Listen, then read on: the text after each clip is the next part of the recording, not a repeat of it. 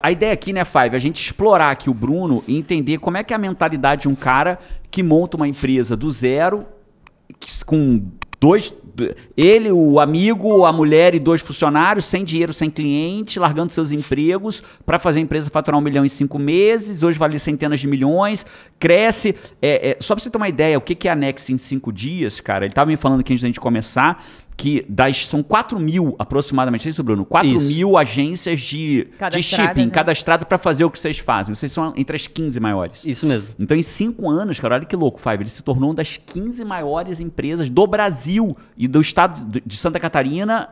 A gente figurou no ano de 2022, por vezes na posição de segundo colocado, né, do ranking mensal, por vezes de quarto. Então a gente está figurando ali entre quarto e Entre os 4 primeiros sempre, entre os 4 primeiros, 4 maiores de Santa Catarina, que é um estado tradicional de shipping por conta do Porto de Itajaí, né? Isso. Então é um estado grande, então estão entre os 4 maiores de Santa Catarina. E o Bruno falou que das 15 eles são a empresa mais jovem. E dentre as 15 maiores do Brasil é a mais jovem. Então isso, cara, e aqui já tem uma primeira, sabe, Paty? Olha só que loucura, né?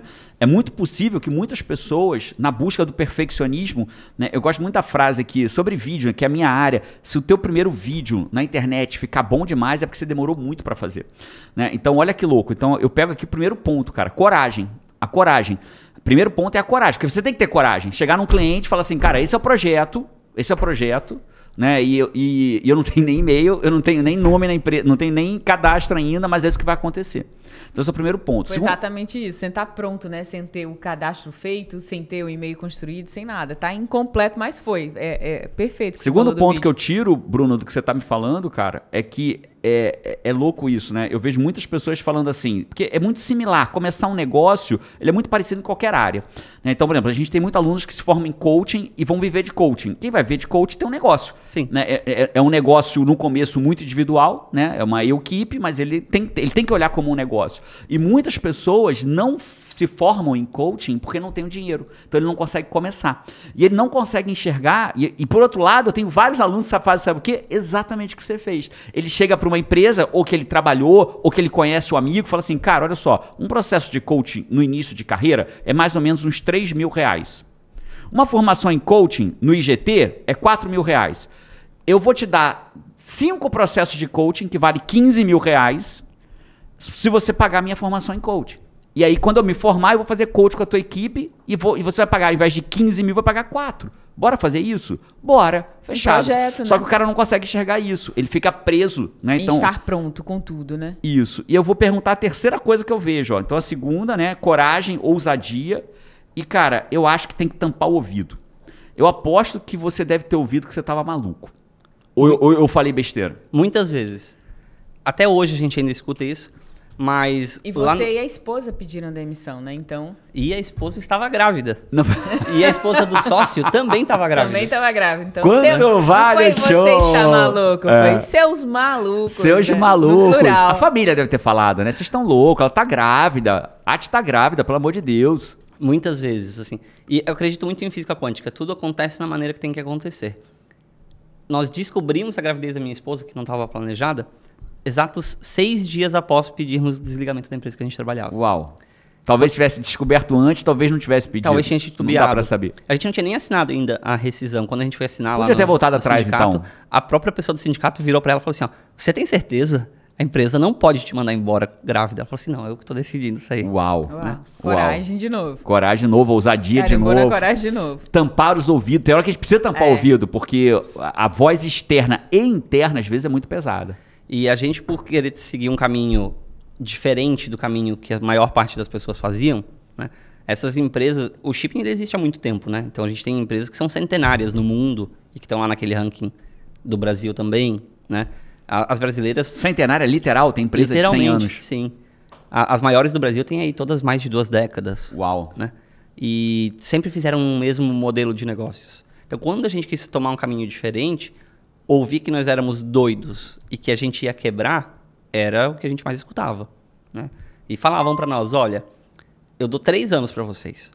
Ou vocês vão seguir nessa ideia de vocês ir quebrar, porque não dá para você fazer uma gestão diferenciada e ter resultado ao mesmo tempo, ou vocês vão mudar de ideia, vão concordar conosco e vão pivotar o negócio de vocês para olhar os números. Eles só esqueceram da terceira opção, que é NDA, nenhuma das anteriores. Exatamente. Eles esqueceram da opção nenhuma das anteriores.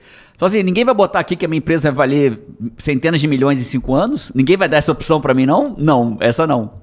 E foi o que aconteceu, e hoje, o que é muito bom, essas empresas copiam o nosso modelo. Uau. Olha de que gestão. legal. Né?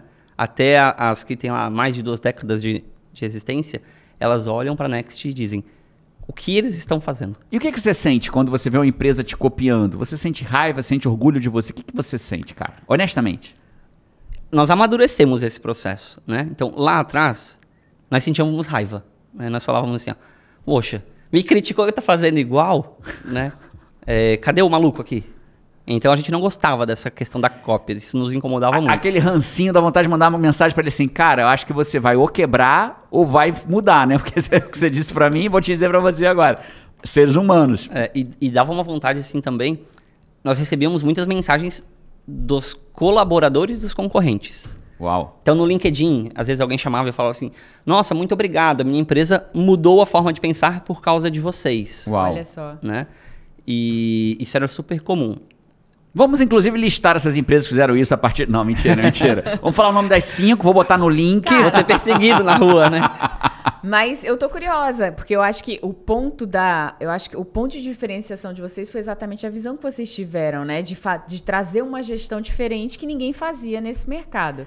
Isso. Então, a pergunta que não pode faltar nesse podcast, e como que é esse modelo de gestão, O que, né? que foi essa diferença, né? O que foi essa diferença? Que olhar foi esse que vocês trouxeram diferente na gestão de pessoas? É porque ele falou, né, Paty? Ele falou, cara, eu fiz uma coisa diferente. E as pessoas não acreditavam. As outras empresas começaram a imitar a gente. Os funcionários agradeciam a gente por a gente mudou. O que foi? Então, eu posso perguntar de uma forma diferente, Paty? Uhum. A minha pergunta é, e qual foi o...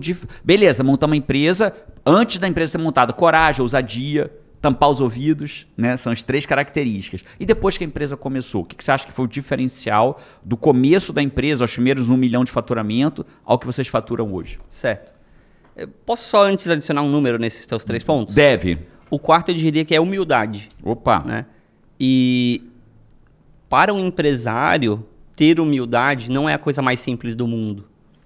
Você às vezes é uma pessoa humilde, mas quando você entra num papel empresário, ter humildade toma uma proporção um pouquinho mais difícil. É bonito no papel, né? Temos que ser humilde, mas na prática... É um desafio.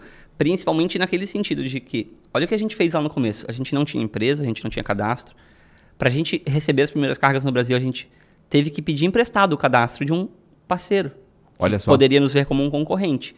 Nós fomos lá para ele e falamos o seguinte, olha, a gente tem um sonho que é tirar do papel, mas eu tenho carga chegando e eu não tenho cadastro pronto, porque... Caraca, aí não conseguiria receber. A gente- carga já tava no mar já vindo, tava no era mar isso? vindo, né?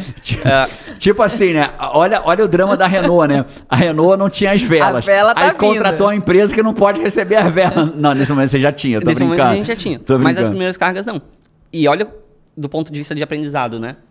Nós não sabíamos nada de contabilidade. O Evandro sempre seguiu uma área comercial, ele era muito bom comercialmente falando, muito bom comercialmente falando.